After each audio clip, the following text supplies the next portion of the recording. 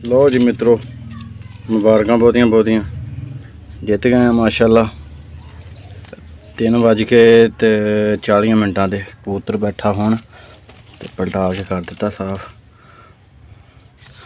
मुबारक जी बहुतियां बहुतियां सारियां नूं। कबूतर माशाल्लाह 1 घंटे की प्रवाज ले बैठा सी अजे।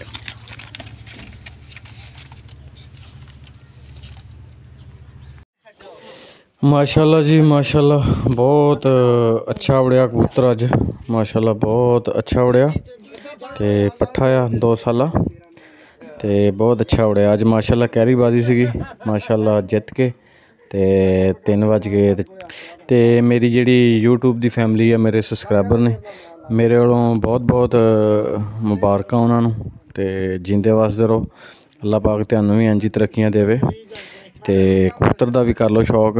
तो दोस्तों नाले ना वीडियो नूं लाइक जिहड़ा है ना वो ज़रूर करया करो ते जिहड़े मेरे नवें दोस्त ने वीडियो नूं देखण दे ने ते उन्हां नूं गुजारिश है कि चैनल नूं भी सबसक्राइब कर लो ते माशाल्लाह करो। कबूतर का शौक बहुत अच्छा उड़िया माशाल्लाह अज, बहुत अच्छा। तो बहुत शुक्रिया, जींदे वसदे रहो ते अल्लाह सुने दे हवाले जी।